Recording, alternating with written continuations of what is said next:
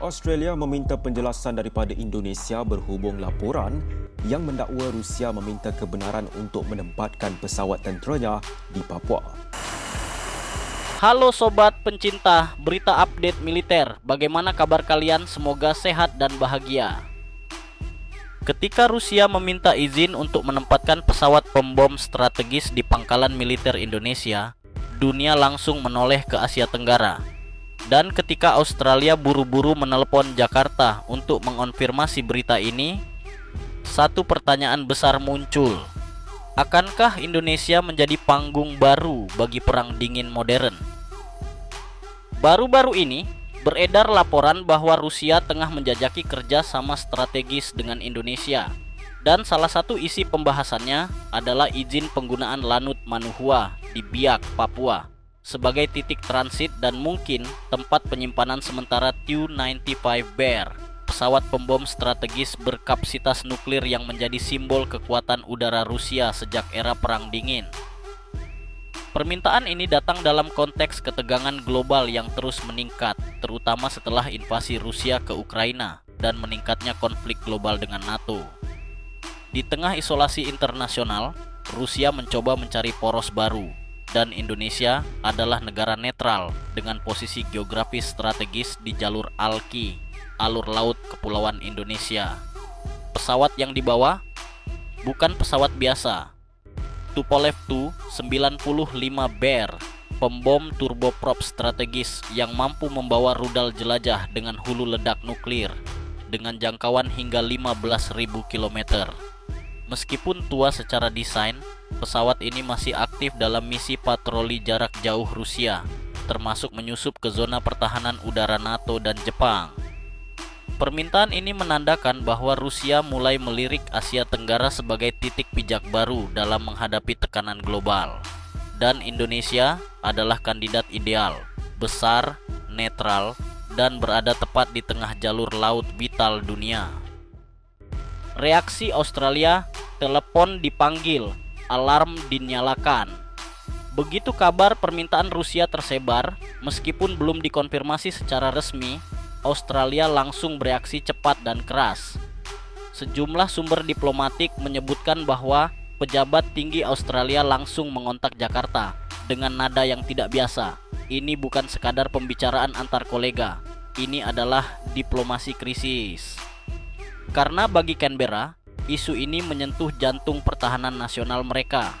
Mengapa Australia begitu panik?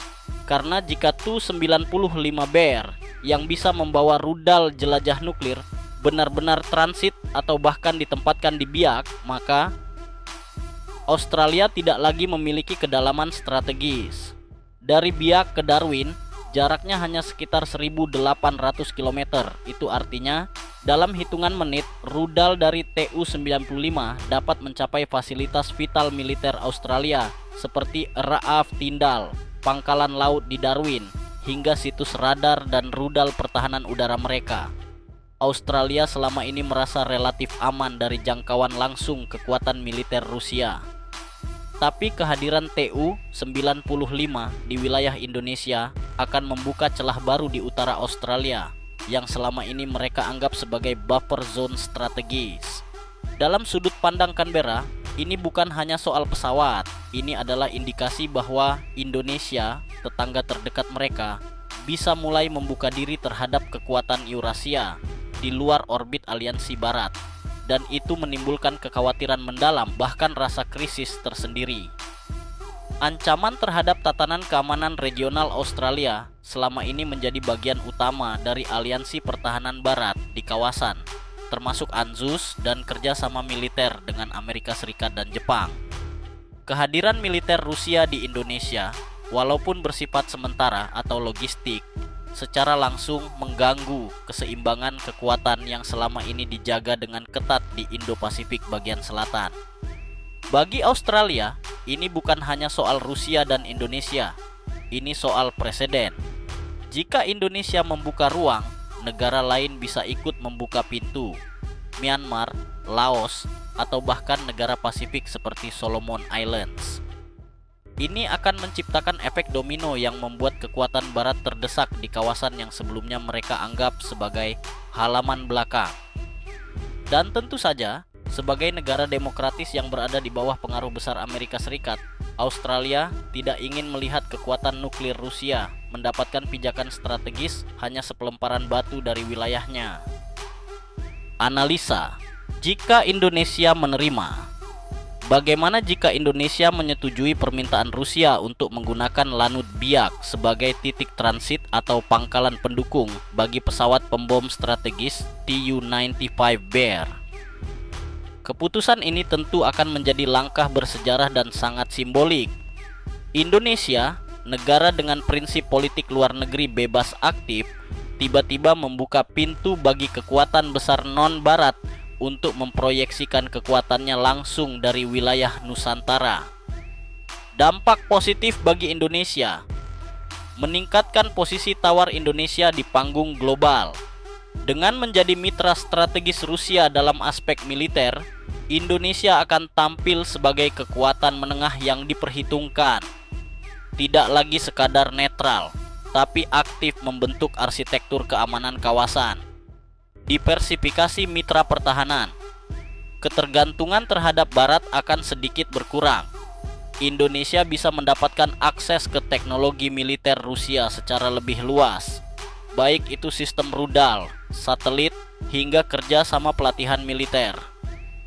Efek deterrence regional. Kehadiran kekuatan seperti Tu-95 di tanah air bisa menjadi simbol kuat bahwa Indonesia bukan negara yang mudah ditekan atau diganggu. Ini dapat meningkatkan rasa aman nasional secara simbolik maupun operasional. Namun, konsekuensinya juga besar dan serius. Hubungan Indonesia Barat akan diuji habis-habisan. Amerika Serikat, Australia, Uni Eropa, bahkan Jepang bisa melihat langkah ini sebagai bentuk pembelotan strategis. Tekanan diplomatik, embargo teknologi, bahkan sanksi terselubung bisa muncul. Ini bukan spekulasi, kita bisa lihat preseden yang terjadi terhadap negara lain yang mendekat ke Rusia pasca konflik Ukraina. Potensi eskalasi militer di kawasan. Negara-negara tetangga bisa saja meningkatkan postur militer mereka. Australia bisa mempercepat penempatan rudal jarak jauh atau sistem pertahanan udara canggih di utara. Bahkan ASEAN bisa pecah dalam kubu pro-barat dan netral. Kehilangan peran sebagai penyeimbang. Selama ini Indonesia bangga sebagai middle power yang jadi jembatan antar blok. Tapi jika berpihak terlalu dekat ke salah satu kutub kekuatan, Indonesia bisa kehilangan kredibilitas sebagai aktor penengah dalam krisis regional. Analisa, jika Indonesia menolak.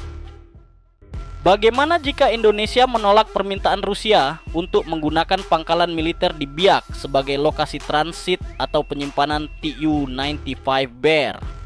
Secara sekilas, ini tampak seperti pilihan aman, dan memang dari perspektif diplomatik dan stabilitas regional, keputusan menolak bisa menjadi bentuk konsistensi Indonesia dalam menjaga prinsip netralitas dan bebas aktif. Keuntungan strategis jika menolak, mempertahankan stabilitas hubungan dengan negara-negara barat. Kepercayaan mitra strategis seperti Australia, Amerika Serikat, Jepang, dan Uni Eropa akan tetap terjaga. Bahkan, keputusan ini bisa dilihat sebagai bentuk komitmen Indonesia terhadap stabilitas kawasan Indo-Pasifik, menghindari eskalasi militer di kawasan. Penolakan terhadap kehadiran militer Rusia di wilayah Indonesia akan meminimalisir provokasi yang bisa memicu reaksi berlebihan dari negara tetangga, terutama Australia dan sekutunya. Menjaga peran sebagai penengah kawasan, Indonesia akan tetap dilihat sebagai aktor netral yang dapat menjadi mediator dalam berbagai konflik regional, baik dalam sengketa Laut Cina Selatan, ketegangan Taiwan, maupun konflik antara blok Barat dan Rusia-Cina. Perlindungan terhadap kedaulatan internal. Dengan menolak penggunaan pangkalan udara oleh kekuatan asing, Indonesia menegaskan bahwa tanah air bukan panggung proyeksi kekuatan negara lain, dan itu merupakan poin penting dalam menjaga legitimasi nasional di mata rakyat. Tapi, keputusan menolak juga tidak lepas dari risiko. Rusia bisa merasa ditolak secara strategis. Hubungan bilateral dengan Rusia yang selama ini relatif hangat, terutama dalam kerjasama pertahanan seperti pembelian alutsista, bisa mendingin. Rusia bisa merespons dengan menunda kerjasama atau bahkan mendekat ke negara tetangga lain yang lebih terbuka. Kehilangan momentum diplomasi multikutub. Dunia kini bergerak ke arah multipolar. Dengan menolak Rusia, Indonesia bisa terkesan terlalu pro-barat, padahal kekuatan global kini tidak lagi didominasi satu blok. Peluang untuk memainkan politik dua kaki bisa menyempit. Rusia bisa mencari alternatif pangkalan di kawasan, dan inilah yang berbahaya. Jika Rusia gagal di Biak, tapi kemudian mendapatkan akses di negara seperti Myanmar, Vietnam, atau bahkan negara Pasifik yang lebih kecil, maka Indonesia akan tetap berada di garis depan skenario konflik, tapi tanpa kontrol atas kekuatan militer yang lalu lalang di sekitar wilayahnya.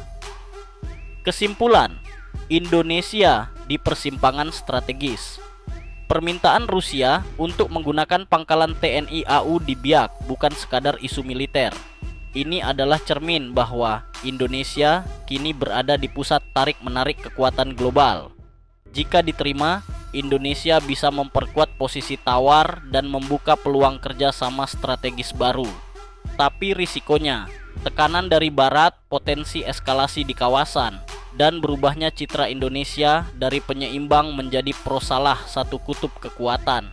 Jika ditolak, Indonesia menjaga stabilitas dan hubungan baik dengan negara-negara tetangga. Namun, ada harga yang harus dibayar, yaitu potensi renggangnya hubungan dengan Rusia dan hilangnya peluang diplomatik di era multipolar. Bagi kawasan ASEAN dan Australia, langkah Indonesia akan menjadi indikator arah baru keamanan regional. Apakah menuju keseimbangan baru atau justru membuka babak baru ketegangan? Geopolitik bukan lagi permainan di meja elit, tapi sesuatu yang dampaknya bisa terasa sampai ke tanah tempat kita berpijak. Bagaimana menurut kalian, Sobat Update Militer? Haruskah Indonesia membuka pangkalan untuk Tu-95 Rusia demi memperkuat posisi global? Atau lebih baik menjaga jarak demi stabilitas dan perdamaian kawasan? Tulis opini kalian di kolom komentar. Diskusi kita hari ini bisa jadi bahan refleksi untuk masa depan pertahanan Indonesia. Jangan lupa like kalau kamu suka analisa mendalam seperti ini. Subscribe dan nyalakan lonceng notifikasi, karena update militer akan terus hadir dengan konten eksklusif seputar strategi militer, teknologi pertahanan, dan geopolitik dunia. Sampai jumpa di video berikutnya. Dan ingat, ketika dunia memanas, strategi adalah senjata utama.